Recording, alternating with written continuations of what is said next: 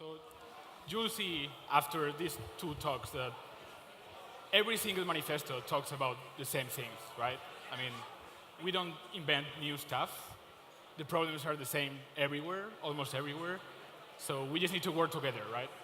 Um, I don't know how many of you know what Up Global is, but we're a non-profit, and our mission is basically to make the entrepreneurial experience available to everywhere, to everyone, everywhere, right? Uh, we run programs like Startup Weekend, Startup Next, Digest, Startup Education, together with volunteers everywhere, like over 4,000 volunteers. Like Alex is the the Startup Digest curator in Madrid. Aurelio is organizing Startup Weekend in Madrid, and we have plenty of other organizers here. Um, so, well, many people think that we are an events company, that we organize events. The truth is, we just support our volunteers, right? We give them the tools, the guides, the frameworks, but they do the hard job, right? We just support them. And we've been focusing more and more on research, right?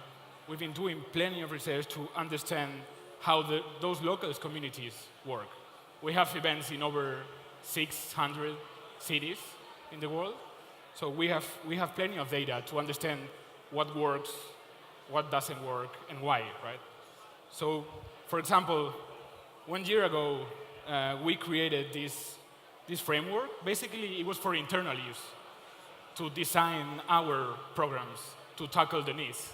So it's the journey of every entrepreneur from the inspire phase, at the very beginning, when you start realizing that you want to build stuff, all the way to the champion phase. And it's been super, super helpful, not only for us internally, but also working with our volunteers so they can understand the stage of their local communities. And, oh, this slide is not that up, but it's okay.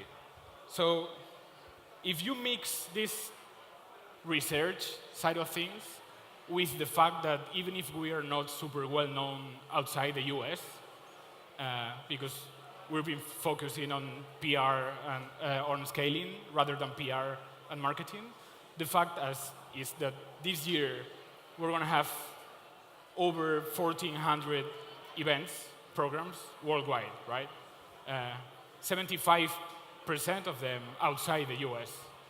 And from 10 per year in London, New York, or Silicon Valley to Gaza, Palestine, India, China, everywhere. We have events everywhere. So 35 in Spain, by the way, only this year. So for the last few months, we've been working with Google for Entrepreneurs, which is our main partner, together with Coca-Cola and the Gates Foundation, on this white paper called Fostering a Startup and Innovation Ecosystem, right? And this white paper is basically, we talk about the 5 key aspects of every startup ecosystem. And those key aspects are talent, density, culture, capital, and policy, and government stuff. So it's my personal opinion on this is that it's our responsibility as individuals to know what we can do to help our cities. And it's also our responsibility to know what we can expect from the governments to do and how can we help them to get there, right? So it's quite easy. I just have a few minutes, but for talent, we basically need to build, retain, and attract foreign talent, right? With initiatives like all the startup visas, that like in Canada was the first one. Hong Kong is doing really cool stuff. The US, Startup Chile is another great example. So initiatives like that, creating flexible labor markets and investing in education. In 10 years from now, every single job is going to require kind of tech skills or startup skills, you want to say. For density, and this is great to be here in Madrid, now just Google just announced they're opening a campus in Madrid. I'm extremely happy. As a Spanish citizen, I live in London right now. Our office in London is based out of Google Campus in London, which was the first one. And guys, it's incredible. I'm telling you, it's incredible. It's a really, really good thing. So having that density, we don't talk about density, but it's extremely important to have the companies in the same building, same neighbor, same city. In terms of culture, it's, we're talking about all the time, like how to become entrepreneurs and the successful entrepreneurs being role models for the rest of the population and education and accepting failure as part of the learning process, right? Capital, policymakers should make capital accessible to startups, and that's it. And you can make that through policy, through laws, right? And things that, I don't know if you know, but in London, the government, they organize, every month, they have like a tech city breakfast, and we all go to number 10 Downing Street every month, and they just listen to us. They just listen to us, what we need, and that's it. Okay, and the last one is regulatory environment. I mean, governments, they have the responsibility to make like a stable, predictable regulatory environment. They should make it easier to start a company and also to close a company. We never talk about closing companies, right? And they should make easier that too. And all the way to investing in innovation. We have plenty of copies of the manifesto here. So if after this talk you want a copy, we have plenty of them. Okay? Thank you very much, guys. Well, thank you very much, Jose. Yeah, I can stay here. And now let us join you in the panel, Carmen and Javier. Carmen Bermejo, CEO from Teton Valley. Most of you already know her. One of the few women in tech, so that's pretty cool. Javier, you're not a woman, but we still like you, either way. Javier Mejias from Startup Explorer, CVBAN, and a bunch of other stuff. And they're going to present the Spanish Startup Manifesto also, which is kind of cool that we had the same thing simultaneously. We were talking this morning about fragmentation and lack of communication within our ecosystems. This is a clear example of this. So thank you very much, Jose. Guys, the floor is yours. Thanks. Thank you. It's been a surprise when we discovered, like 1 hour ago, that this exists, because, well, we couldn't hear what he was saying because over there you can hear what they are saying. It's there is so much noise. But we were looking into the document, and it's more or less the same conclusions. And I think it's very interesting that we got to the same conclusions working separately. And one of the problems we have is too many initiatives, too many people doing things, but instead of working together, everyone do their own stuff. That happens with accelerators also, that happens with a lot of initiatives.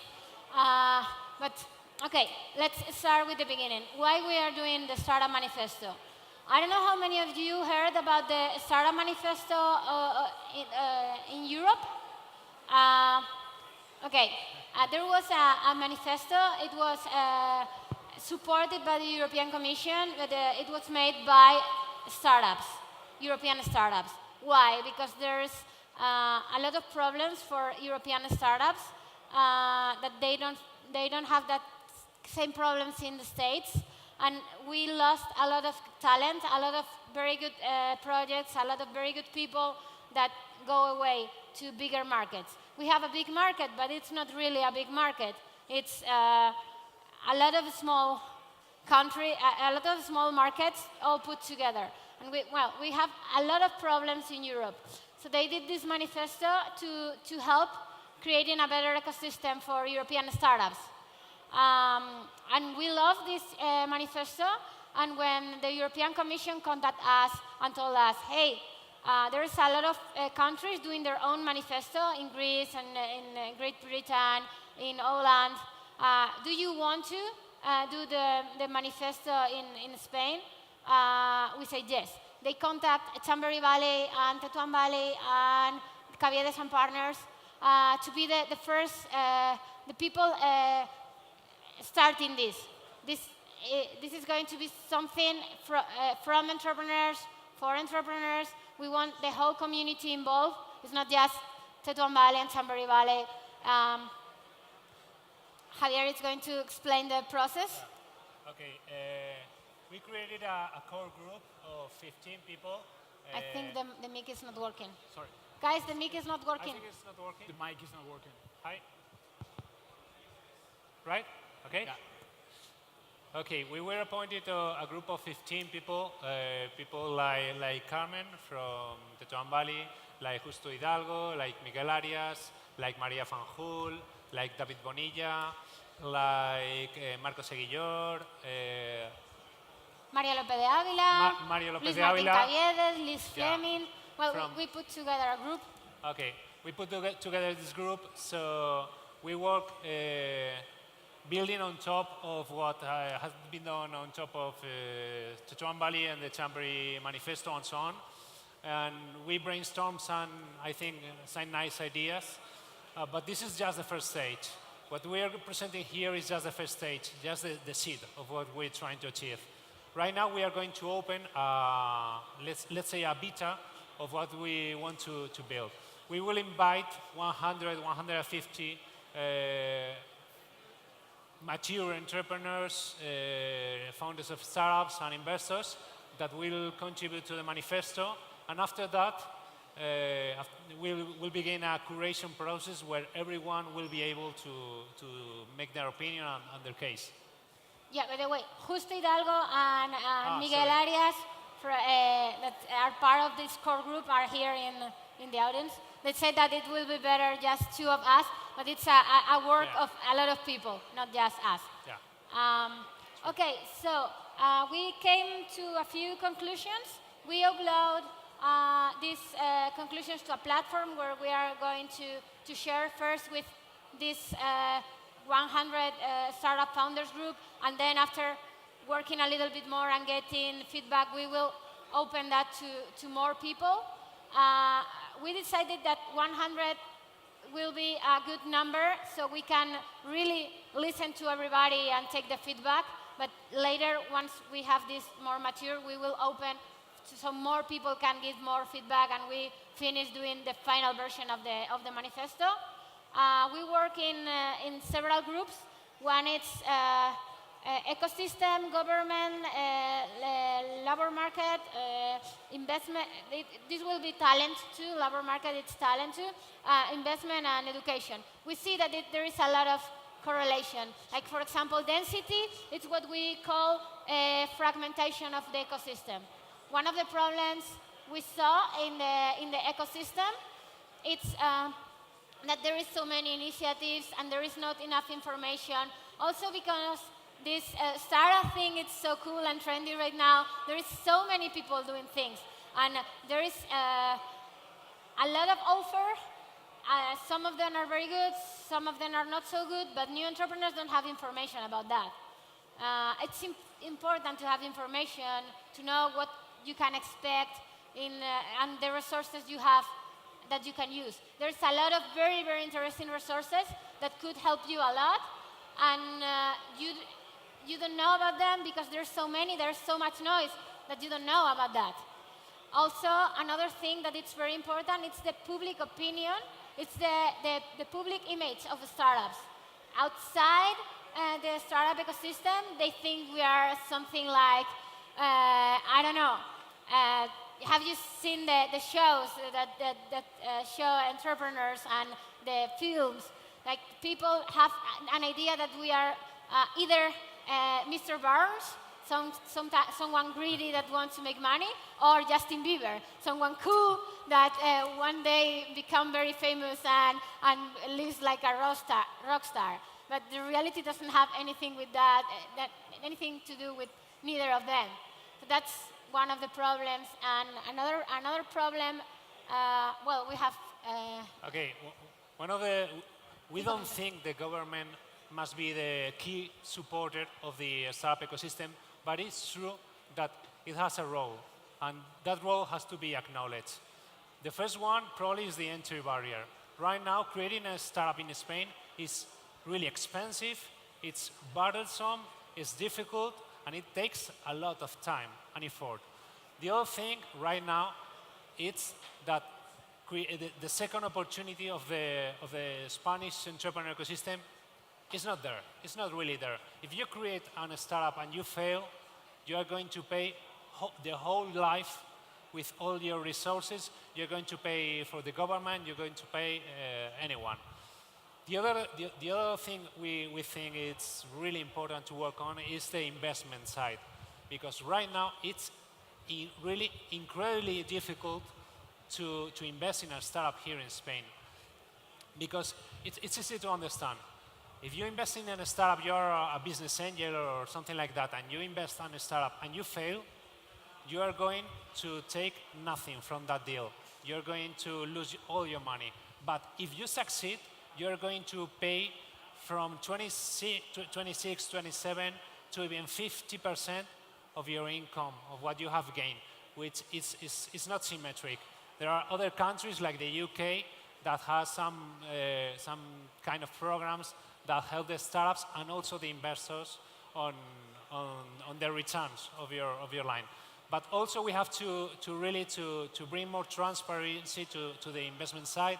We have to educate, because there are many investors right now that are willing to invest in startups, but don't know why, don't know who to invest in, which are the best startups, how to invest, and so on. And if we manage to get all these things, we'll be able to attract more foreign capital, because it's important to note that right now, at this time in Spain, there are 34 venture capital funds investing in startups in Spain. But there are too few. We need more. Yeah. To close, that Alex, by the way, Alex was involved too since the beginning. True. To close, He was. our goals with this manifesto are three. First, to agree on what are the problems we need to solve. If we all agree what are the problems, it's going to be easier to solve something. Second, we realize that if we want to defend our rights and our interest in the government, when they make legislation, we need to organize ourselves. Because if we are not a pression group, they are not going to pay attention to us.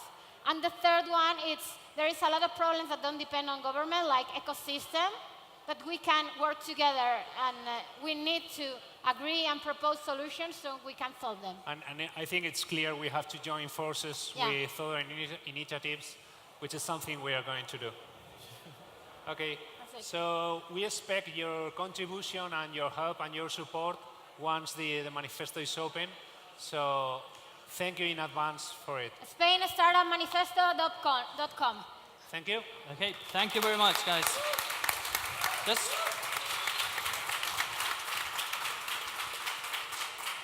I'm going to be mean, but anyone has one question? I'm going to take one question. One question? There we go. Thank you. I think maybe it's two questions in one, but it's okay. Hiya. What do you think about what is the role of co-working spaces in the manifesto? And also, what do you think about have the startups, technical and other startups, only in an environment and in a technical environment? What do you think about mixed co-working space? I can hear you, sorry. I understood the part of the co-working, but the second part... No, the other question is, what do you think about the mixed co-working space, not only technical co-working space? What do you think is better for a technical startup to get different backgrounds, to improve their experience or to improve their knowledge or their involvement? I think it's good for startups to work in a co-working space.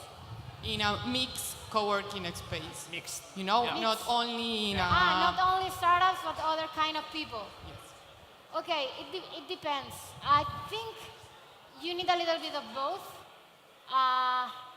Relating the manifesto, we see co-working spaces like hubs where people come together. I've seen that for a lot of startups, being surrounded by other startups, it's very good. When you go to other co-working spaces where it's a little bit of everything, you find a lot of things that could contribute to you, like designers or publishers. And it can give you a lot, but I think you need a little bit of everything. And in my experience, the thing that it's better for early startups is to be surrounded by other startups, especially in different stages. And in the manifesto, I don't think we are going to invite co-working spaces. We love them. I have a lot of friends working in co-working spaces, and I think they are amazing. But in the beginning, we want startup founders to be part of this manifesto. And we agree that there is a lot of people that are part of this ecosystem, like co-workings and universities, and there's a lot. But we want this to be about the startups. Sure, I agree with you. I think it's quite important that most startups are surrounded by their own kind, because as you know, the important things happen on the cafeteria, and probably startups should be talking with startups on their own stage, but also on another stage. I don't know But what you think. there are some co-working spaces that are doing programs for startups or some kind of model, so the startups can be there together and it's cheaper than the usual price, and that's very good. Like when I'm saying it, I think co-working space it's good and it can help. I think, so my personal opinion, and in London we share office with Seedcamp, so we see that every day, right? For the very beginning of a company, it's really important to talk with other founders, and we even organize like a monthly dinner with all the founders of the Seedcamp companies. So I think it's really, really important, but it has to be kind of organic, like, so everything, like the London startup scene right now in East London, the very beginning was 2 companies sharing office, and that's it. I think that the problem, and it's a problem that we have in Spain, is public institutions leading incubators or accelerators or co-working space. So and it's an overall thing, not only for density, it's every single thing in that manifesto or in your manifesto should be the entrepreneurs leading everything, the government just helping and giving support, and that's it.